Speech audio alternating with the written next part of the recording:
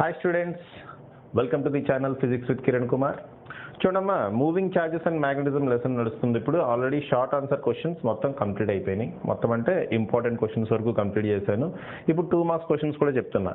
చూడమ్మా ఈ లెసన్ నుంచి 2 మార్క్స్ క్వశ్చన్స్ వస్తాయి, 1 4 మార్క్స్ క్వశ్చన్ వస్తుంది. 4 మార్క్స్ క్వశ్చన్ ఆల్రెడీ మనం డీల్ చేస్తాం. ఇప్పుడు 2 మార్క్స్ క్వశ్చన్స్ చూద్దాం. ఓకే, అన్నీ కాదు, ఓన్లీ ఇంపార్టెంట్ క్వశ్చన్స్ వరకు చూద్దాం. సో ఫస్ట్ క్వశ్చన్ చూడమ్మా, what is the importance of Oersted's experiment? Oersted's experiment యొక్క ఇంపార్టెన్స్ ఏంటి? ఆయిర్స్టెడ్స్ అనే సైంటిస్ట్ ఒక ఎక్స్పెరిమెంట్ చేశాడు. సింపుల్ ఎక్స్పెరిమెంట్ అమ్మా, ఏం లేదు. ఒక మ్యాగ్నెటిక్ కాంపాస్ తీసుకున్నాడు. మ్యాగ్నెటిక్ కాంపాస్ అంటే తెలుసు కదమ్మా, నార్త్ పోల్ సౌత్ పోల్ చూపిస్తుంది కదా కాంపాస్. ఓకే, చిన్నగా ఉంటుంది కాంపాస్. ఓకే, అటువంటి మ్యాగ్నెటిక్ కాంపాస్ని ఒక కరెంట్ క్యారీయింగ్ కండక్టర్ దగ్గర తీసుకెళ్ళాడమ్మా. ఇదిగోండి, ఇది కరెంట్ క్యారీయింగ్ కండక్టర్. ఇటువంటి కండక్టర్ దగ్గరికి మ్యాగ్నెటిక్ కంపాస్ని తీసుకెళ్తే ఆ మ్యాగ్నెటిక్ కంపాస్ డిఫ్లెక్ట్ అవటం స్టార్ట్ చేసిందట. అంటే కొంచెం డిఫ్లెక్షన్ చూపించింది అనమాట. సో ఆ ఎక్స్పెరిమెంట్ యొక్క ఇంపార్టెన్స్ ఏంటి అని అడుగుతున్నాడు. ఇంపార్టెన్స్ ఏంటమ్మా, ఎందుకు డిఫ్లెక్షన్ చూపించింది అంటే ఆ ఛార్జ్డ్ పార్టికల్ మ్యాగ్నెటిక్ ఫీల్డ్ని క్రియేట్ చేస్తుంది. కరెంట్ అంటే ఏంటమ్మా, ఛార్జ్డ్ పార్టికల్స్ మూవ్ అవటం కదా, ఎలక్ట్రాన్స్ మూవ్ అవటం. ఆ మూవ్ అవుతున్న ఛార్జ్డ్ పార్టికల్ ఏం చేస్తుంది, మ్యాగ్నెటిక్ ఫీల్డ్ని క్రియేట్ చేస్తుంది. దానివల్ల కంపాస్ ఇలాగా రొటేట్ అవుతుంది. అదే చెప్తున్నాం అమ్మా. Okay, Oersted found that a magnetic compass shows deflection. Magnetic compass deflection చూపించిందట. ఎప్పుడు? When it is brought near a current carrying conductor. ఒక కరెంట్ క్యారీయింగ్ కండక్టర్ దగ్గర తీసుకొస్తే డిఫ్లెక్షన్ చూపించింది. It shows that okay, it shows that ఏమని నిరూపితం అవుతుందమ్మా, దాని నుంచి ఏమని ప్రూవ్ చేస్తున్నాం మనం? Magnetic field is due to motion of electric charges. Magnetic field ఎవరి వల్ల ప్రొడ్యూస్ అయింది? Motion of electric charges. Okay, so first question అయిపోయింది. Second question important short answer question అనేది బయోట్ సావర్ట్లా ఆంపియర్స్ లా స్టేట్మెంట్ అడిగాడు. ఆల్రెడీ బయోట్ సావర్ట్లా ఆంపియర్స్ లా మనం short answer క్వశ్చన్స్లో చూసుకున్నాం కాబట్టి very short ఆన్సర్లో నేను దాన్ని డిస్కస్ చేయట్లా. నెక్స్ట్ క్వశ్చన్ చూడండి. Write the expression for magnetic induction at any point on the axis of a circular current carrying coil. Hence obtain an expression for the magnetic induction at the center of circular coil. చూడమ్మా, ఒక circular coil ఉందంట. Circular coil అంటే ఇలా ఇలా ఇలా చుట్టేసి ఉంది coil. Bold number of turns ఉన్నాయి. ఓకే, సర్క్యులర్ షేప్లో ఇలా చుట్టేసి ఉందమ్మా ఒక కాయిల్. ఆ కాయిల్ వల్ల ఇదేమవుతుందమ్మా, కాయిల్ సెంటర్ నుంచి పాస్ అయ్యే లైన్ ఏమవుతుంది? యాక్సిస్ అవుతుంది. కాయిల్ ఇలా ఉందనుకోండి, ఇది కాయిల్ అమ్మా. ఈ సెంటర్ నుంచి పాస్ అయ్యే లైన్ ఏమవుతుందమ్మా? ఓకే, సెంటర్ నుంచి పాస్ అయ్యే లైన్ ఏమవుతుంది? యాక్సిస్ అవుతుంది. ఆ యాక్సిస్ మీద ఏదన్నా పాయింట్ దగ్గర మ్యాగ్నెటిక్ ఫీల్డ్ ఎంత ఉంటుందో మనకి ఫార్ములా రాయమన్నాడు. సింపుల్గా డైరెక్ట్గా ఫార్ములా రాయండి. ఏమైంది? వాళ్ళు అడిగిన ఓన్లీ ఫార్ములా. సో ఫార్ములా రాయండి. ఫార్ములా ఏంటమ్మా? B = μ0 NI R² divided by 2 × x² + r² whole to the power of 3/2. కొంచెం ఫార్ములా కష్టంగా ఉన్నా బట్టి పట్టినమ్మా. జస్ట్ మనల్ని ఫార్ములానే అడిగాడు, డెరివేషన్ ఏం అడగల. ఓకే, సో నాకు తెలిసి దీని డెరివేషన్ కూడా నేను చెప్పానేమో, నాకు గుర్తులేదు. So B = μ0 NI R² by 2 × x² + r² whole to the power of 3/2. Okay, ఇక్కడ N అంటే ఏంటమ్మా? క్యాపిటల్ అంటే నెంబర్ ఆఫ్ టర్న్స్. బోలెన్ని టర్న్స్ ఉంటాయి అన్నా కదా కాయిల్కి. సో నెంబర్ ఆఫ్ టర్న్స్ అనేది N. I అంటే current in the circular coil. R అంటే సర్క్యులర్ కాయిల్ యొక్క రేడియస్. సర్క్యులర్ కాయిల్కి రేడియస్ ఉంటుంది కదా, అది R. X అంటే ఏంటమ్మా? సెంటర్ నుంచి యాక్సిస్ మీద ఏదన్నా జనరల్ పాయింట్ యొక్క డిస్టెన్స్ X అనుకుందాం. ఓకే, సో ఆ టర్మ్స్ అన్ని మనం రాస్తాం. ఇంకా μ0 అంటే పర్మియబిలిటీ ఇన్ ఫ్రీ స్పేస్. అది కూడా రాయండి, నేను రాయలేదు. μ0 అంటే ఏంటి? Permeability in free space. So first part అయిపోయింది క్వశ్చన్లో. నెక్స్ట్ పార్ట్ ఏమన్నాడు? Hence obtain an expression for the magnetic induction at the centre of circular coil. Circular coil centre దగ్గర, ఈ ఫార్ములా నుంచి సర్క్యులర్ కాయిల్ సెంటర్ దగ్గర మ్యాగ్నెటిక్ ఫీల్డ్ ఎంత ఉంటుందో మనల్ని క్యాలిక్యులేట్ చేయమంటున్నాడు. ఎంత ఉంటుంది అంటే చూడమ్మా, సెంటర్ అంటే ఇది. సో ఎక్స్ వాల్యూ ఏమవుతుంది? 0 అవుతుంది.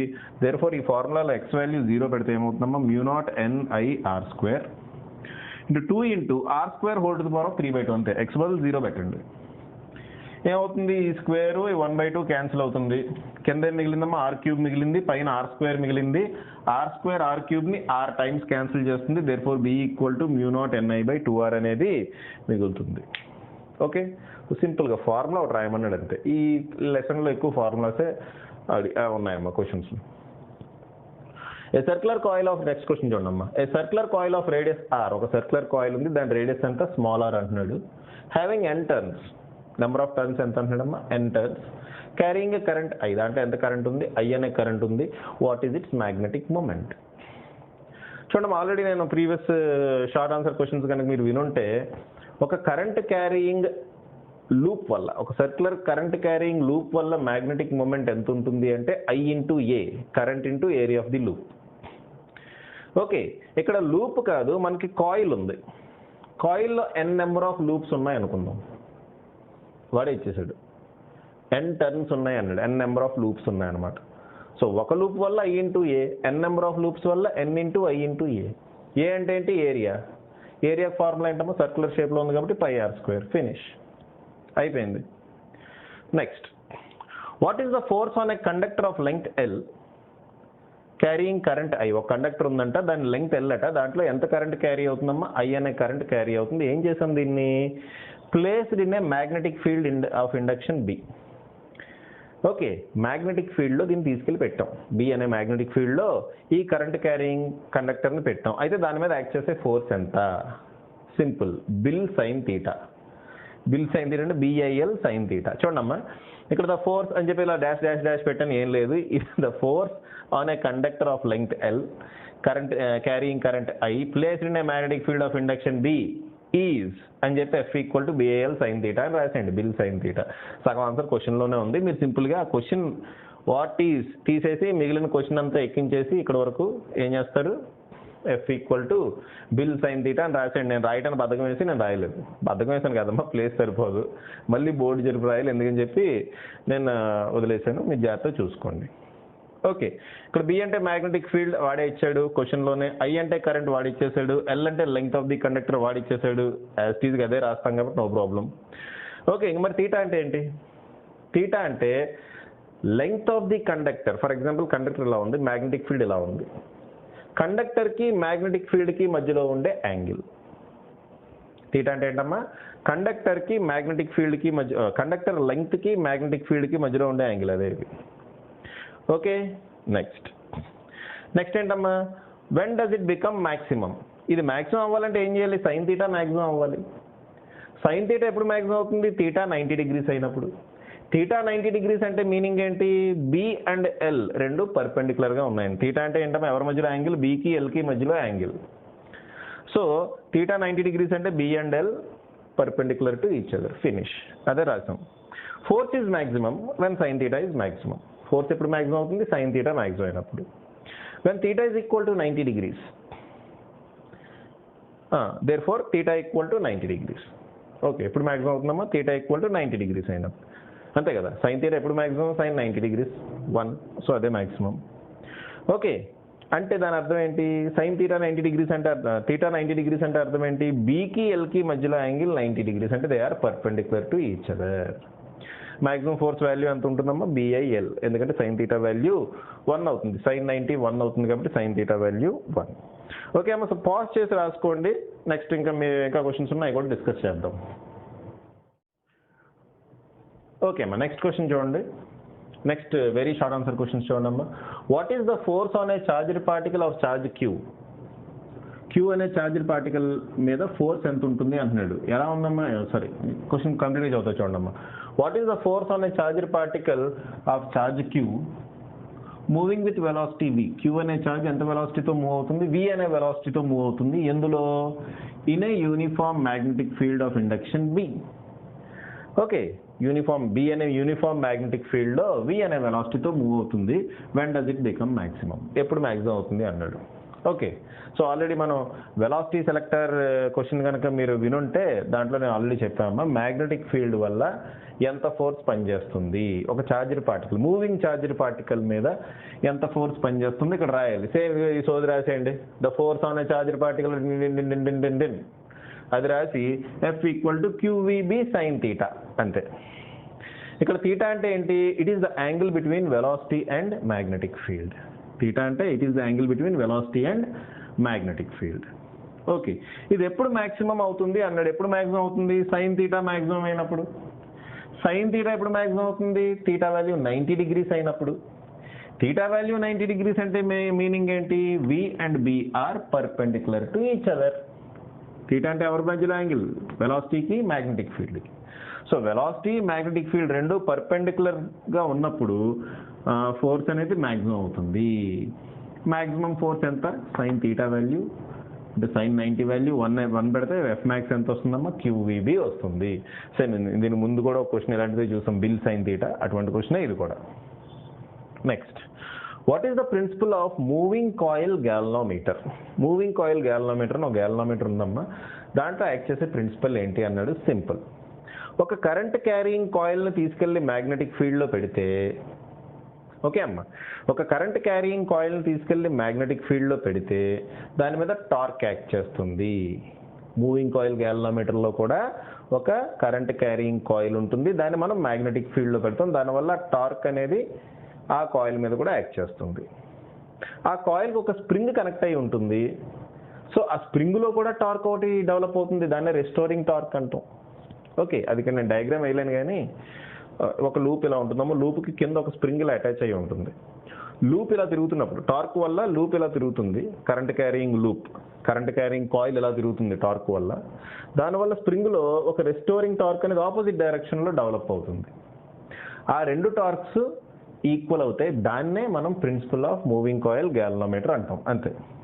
సో అదే రాయండి, సింపుల్గా రాయండి. మెటీరియల్ ఏదేదో ఇచ్చి ఉండొచ్చు, సింపుల్గా రాయండి. ఏం రాస్తారు? When a current carrying coil is placed in a magnetic field, current carrying కాయిల్ని మ్యాగ్నెటిక్ ఫీల్డ్లో పెట్టినప్పుడు torque acts on it, torque అనేది పనిచేస్తుంది. This is the principle behind moving coil galvanometer. ఇదే అమ్మ principle behind moving coil galvanometer. Okay, కొంచెం అడిషనల్గా రాయాలంటే ఇక్కడ రాసుకోండి, torque due to spring. Okay, ఆ మూవింగ్ కాయిల్ గ్యాలనోమీటర్లో ఒక స్ప్రింగ్ ఉంటుంది, రెస్టోరింగ్ టార్క్ అని రాద్దామా, టార్క్ కాదు, రెస్టోరింగ్ టార్క్ అని రాద్దాం. Restoring torque due to spring దేనికి ఈక్వల్ అవుతుంది? టార్క్ డ్యూ టు మ్యాగ్నెటిక్ ఫీల్డ్కి ఈక్వల్ అవుతుంది.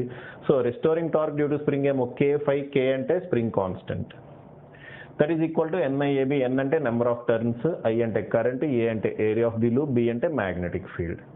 సో అదంతా పక్కన పెట్టండి. మనకి ఫైకి ఐకి మధ్యలో రిలేషన్ కావాలి, that is phi is directly proportional to I. మిగిలిన అన్ని అలాగో కాన్స్టెంట్లు అమ్మ, కాబట్టి phi is directly proportional to I.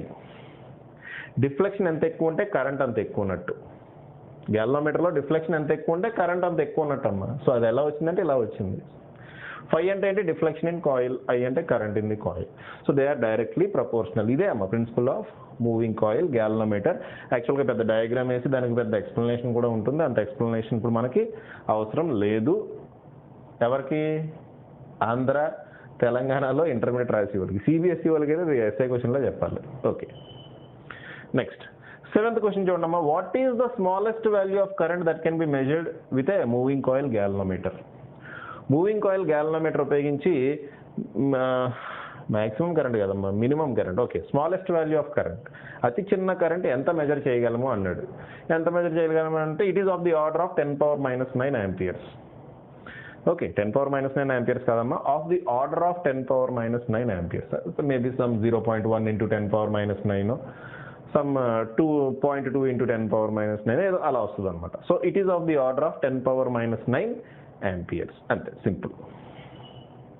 Next, what is the relation between permittivity of free space ε0 కి, పర్మిబిలిటీ ఆఫ్ ఫ్రీ స్పేస్ μ0 కి, and speed of light? Speed of లైట్కి ε0కి μ0కి మధ్యలో రిలేషన్ ఏంటి అంటున్నాడు. మీరు ఆన్సర్ ఎలా స్టార్ట్ చేస్తారు? The relation between the permittivity of free space, అదంతా రాయాలి, డాష్ డాష్ అని పెట్టాం ఇక్కడ. ఓకే, క్వశ్చన్ రాసేస్తాం. వాట్ ఈజ్ వదిలేసి మిగిలిందంతా రాసేసి సింపుల్గా చివరిలో ఫార్ములా రాయండి, C = 1/√μ0 into ε0. అదే అమ్మ రిలేషన్. ఓకేనా? So C = 1/√μ0 ε0. ఓకే, ఇప్పుడు నేను ఇక్కడ 8 క్వశ్చన్స్ అయినాయమ్మా. ఇప్పుడు నేను వరుసగా 3 వెరీ వెరీ ఇంపార్టెంట్ క్వశ్చన్స్, 2 మార్క్స్కి ఎక్కువగా ఈ లెసన్ నుంచి అడుగుతున్న questions, very very important questions 3 discuss చేస్తా.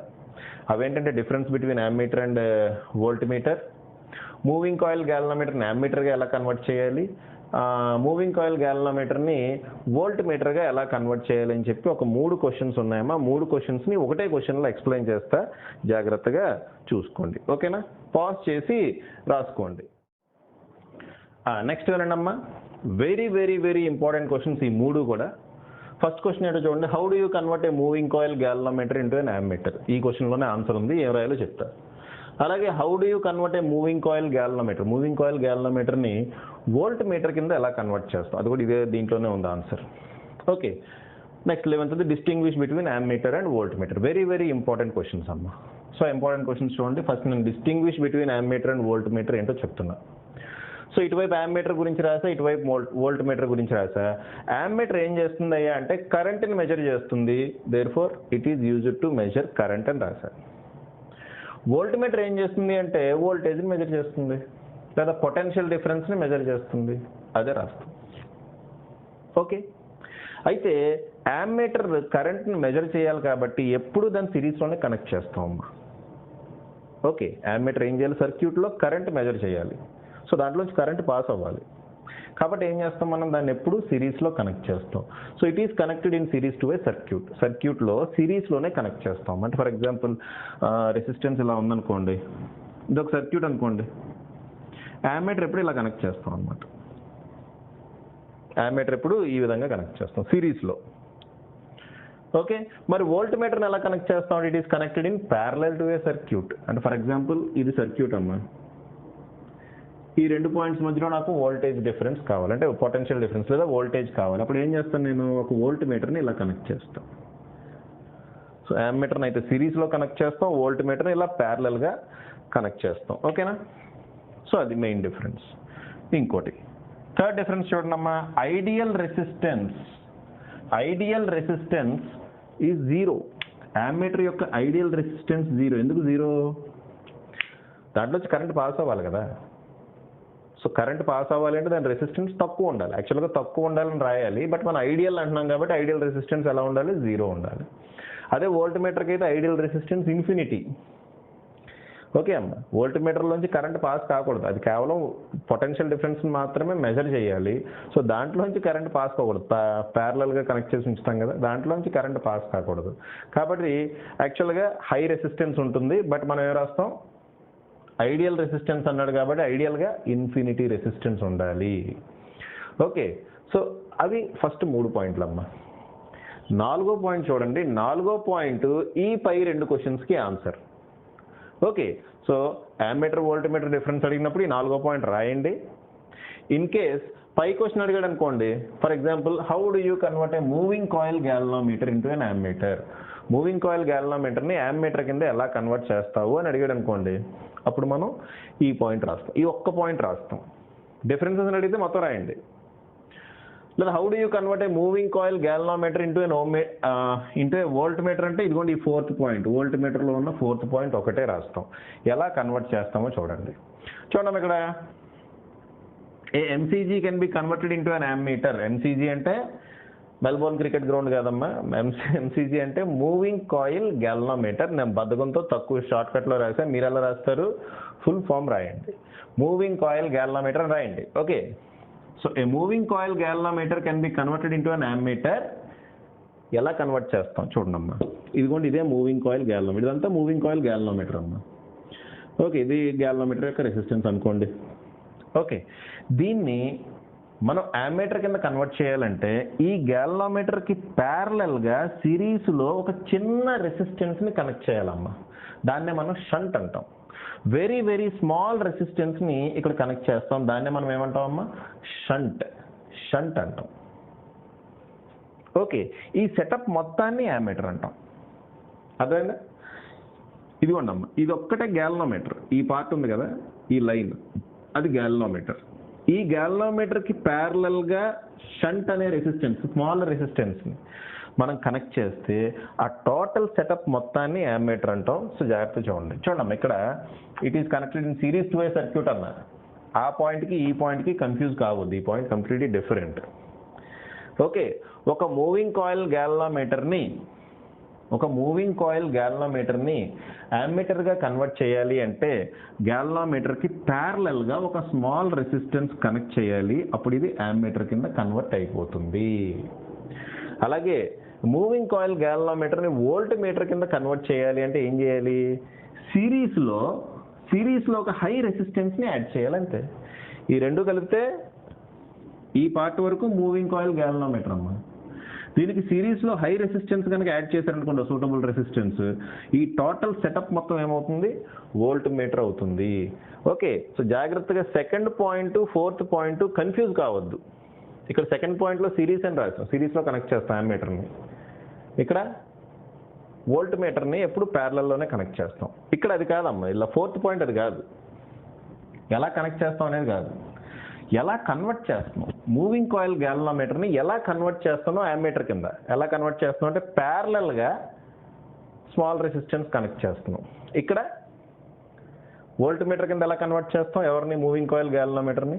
సిరీస్లో హై రెసిస్టెన్స్ కనెక్ట్ చేస్తున్నాం. ఇక్కడ ప్యారలల్లో లో రెసిస్టెన్స్, సిరీస్లో హై రెసిస్టెన్స్. ఓకే, అలా కంపేర్ చేసుకుంటూ చదవండి, మీకు ఈజీగా గుర్తుంటుంది. సో సెకండ్ పాయింట్కి ఫోర్త్ పాయింట్కి మీరు కన్ఫ్యూజ్ కావద్దు, they are completely different points అనమాట. ఓకే అమ్మా, సో ఇక్కడతో మనం 2 మార్క్స్ క్వశ్చన్స్ ఎండ్ చేద్దాం. 11 క్వశ్చన్స్ చెప్పుకున్నాం. ఓకే, ఇంకో క్వశ్చన్ యాక్చువల్గా బయోట్ సేవట్ల యాంపియర్స్ లా స్టేట్మెంట్స్, వాటి గురించి ఆల్రెడీ మనం 4 మార్క్స్ క్వశ్చన్లో డిస్కస్ చేసుకున్నాం కాబట్టి దాని గురించి నేను డిస్కస్ చేయట్లేదు. ఓకే, సో ఆల్మోస్ట్ 12 క్వశ్చన్స్ మనం చెప్పుకున్నట్టే అమ్మా. ఓకేనా, రైట్. సో నెక్స్ట్ వీడియోలో మన ఎలక్ట్రోమాగ్నెటిక్ ఇండక్షన్లో ఇంపార్టెంట్ క్వశ్చన్స్ ఒక 2 ఉన్నాయి, ఆ 2 ఇంపార్టెంట్ క్వశ్చన్స్ చెప్పుకుందాం అమ్మా. Okay, right. పాజ్ చేసి రాసుకోండి.